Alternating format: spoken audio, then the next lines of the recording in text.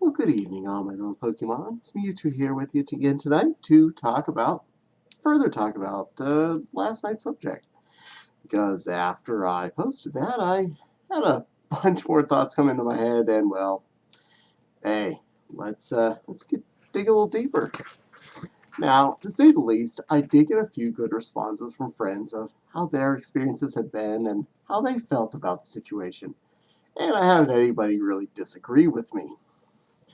A very important point I got from a friend was uh, the nature of why it was so much harder for a guy to be prettied was because you were muchly emulating the weaker sex by deciding to do something like put on the prettier thing that was of their nature and giving up your stronger masculinity. And I can understand that. I definitely can. Why would you give up your position of power to be something less? Um, Personally, I feel it's more, more options, more fun to have, more textures to wear, more things you can do with yourself. Uh, but one of the things I really want to do today is talk about some of my more interesting experiences going out in things that were a little bit less than masculine. um, most of which happened at conventions. Um, Anthrocon, I've come to a tradition of when I go to the registration line to get my badge, I am not wearing normal clothing. This can be anywhere from just wearing a kigu to wearing a straight up ball gown as me, not as a fursuit, just as me. Now, one of these first few years I was doing that, we were staying at the Omni, the William Penn Omni Hotel, which is anywhere from a 5 to 10 minute walk from the hotel to the convention center. So it's not exactly walk out the door, sneak right in. I had to walk through a good bit of downtown Pittsburgh in a dress. And it didn't take long for something interesting to happen. I had just made it to the corner of the building. I had left the door, moved to the corner of the building, and was about to cross the first street when a gentleman stopped me, as I was waiting for the light to change anyway, and said, "Why are you dressed like that?" And I am very pale skinned male, and this gentleman was a very darker complexed person. To, Trying to be politically correct, I don't want to say the wrong words and offend anyone. And he was very confrontational in the way he put it. I don't know if he was meaning to pick a fight or pick up an argument. "Why are you dressed like that?" As I'm standing there in a ball gown, being just me. And I just looked him right in the eye and smiled and said, "Because I can." He just stopped and was dumbfounded that I would have such a simplified answer of "because I can." And it's like, uh, well, okay. And walked off. In general, though, I get pretty positive responses because, well, it's a pretty dress if I'm wearing one, and people see the pretty dress. They don't stop and think, "Wait a minute, that's a guy. Oh, it's a guy in there. Oh, I see. That's the kick." No, it's just people see what all they need to see, and then they're done. Same thing with when I'm wearing one of my coats that has fur trim on it. It's pink. I have a few, by the way. I've made more than one. Um, they just see the awesome coat. They see it and don't think about it, which is good. I hope that becomes more and more of a trend. Um, Another time, also at Anthrocon, I had been at the convention center in a dress and I was heading back to the hotel. Um, I was on the corner of, I'm not sure which street, probably Liberty. Um, about to cross, heading back towards the Omni again. Uh, I apparently made it onto the news in video. Just me in a dress. I didn't see this right away. The reason I know about this is because we were staying with Noob.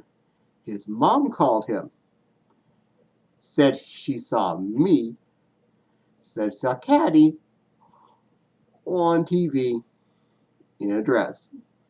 And I was like, well, that happened. I'm like thinking, oh, I hope my parents aren't watching that channel tonight. Because my parents live in that general area, so they get Pittsburgh news stations. And yes, if Anthracon's in town, they're watching the news to see what's going on with their kids. Because we both go to it. Because yes, I'm a furry. Yes, my sister's a furry. Our boyfriend's a furry. My husband is definitely a furry. So they like to keep tabs on us, especially when we're having fun in the city next door. Now, I don't normally go out in things like that around my own town or in general. But there's that certain rule set. Whenever you end up at a convention, the rule set kind of breaks a little bit further. You get to have a little bit more freedom to be you. And that's one of the things I really like about going to conventions. Not just because I can wear this out in public and not get, well, I definitely get weird looks. I'll tell you that one. This one gets you weird looks. But I can dress however I want, and it's more common, so therefore it's more accepted. If the majority do something crazy, say 6,000 people, it's not crazy at the moment. It's common. Um, so there's a different level of where is your comfort spot under normal circumstances, and then where's your comfort spot at a convention of sorts. Now, I can definitely on a day-to-day basis wear a pink shirt, wear fur trim socks, wear one of my many jackets, anything that I feel like is fun. Normal clothes I can do normally. Now, when it comes to a convention or someplace where I'm not going to be for another year and no one's going to recognize my face, I hope, it much quickly devolves from your basics to your next stage. This also would be to like people that wear, say, ears and tails at a convention. Higher probability they'll do that when they're in an area with a lot of expecting people, a lot of people that accept that, as opposed to, say, I don't know, walking around some city here in Indiana, just randomly wearing a tail and ears. Less likely to do it unless there's a large group of furries with you. At that point, you got peeps with you. You got somebody that's supporting your concept. If you're all by yourself and you're the only one, it can be a bit weird.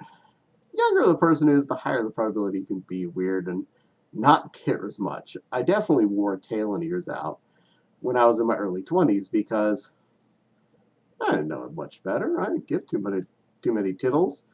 I know quite a few of my friends that actually did it and wherever they lived at the same time range. So nowadays, I probably don't have any urge to put on a tail and go to just go to the store or whatever. Not because I don't want to, mostly because I'm lazy, and that's an extra thing I got to deal with putting on. I don't normally have pants that have a belt associated with them, so I have to put something on purpose. And then I got to drive to the store with that under me, and that just gets to be a hassle. So less chance I'm going to do that, but thinking about it more now, I might, just because.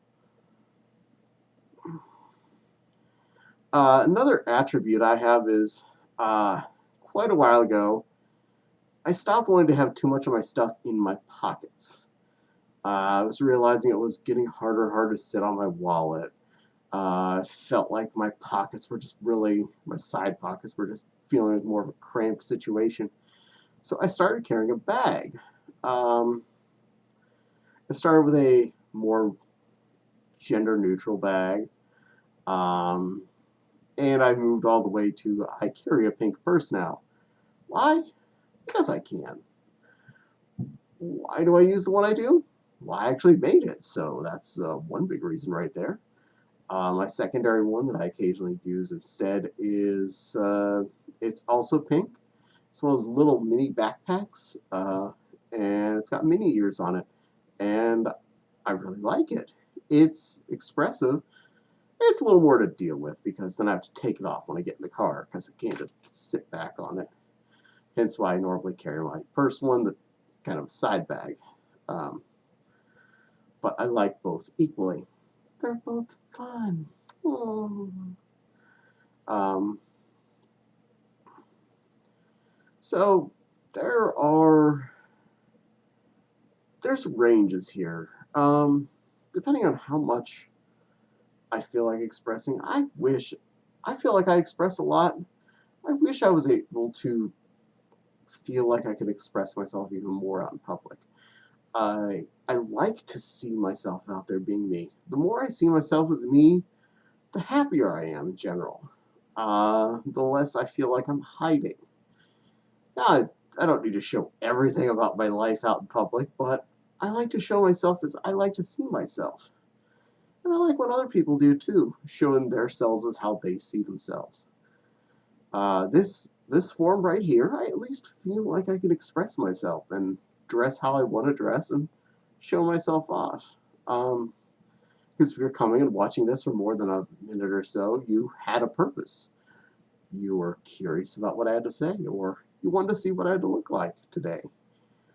Granted, the last 4 videos I've worn the same thing, the same lovely pink bathrobe, the same paws, the same head, but I still got to be expressive for you, and that's one of the important things. I feel like I expressed myself. I entertained myself. I got to get something out of my mouth. And I really enjoy doing that. So, I think I've rambled on a good bit. I hope you all enjoy expressing yourselves. Please keep doing so. I want to see you out there. I want to see you having fun. I want you all to have fun. Having fun is good. As long as you're not hurting anybody, be you. Show yourself to everybody. Show yourself as you want to see yourself. I'm not saying you have to spend $10,000 on a fursuit head or whatever to do that.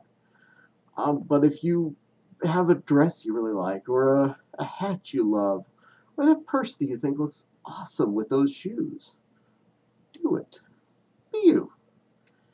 I want to be me. I want you to be you. And I want everybody to be happy. So if you have any comments or questions or any ideas, feel free to post them in my comments thing there. I really love reading them. Definitely, if you want to like this, I appreciate that. And if you want to subscribe or share this with your friends, also awesome. So just keep being awesome, everybody, okay? And thank you for watching my ever so hypnotic face.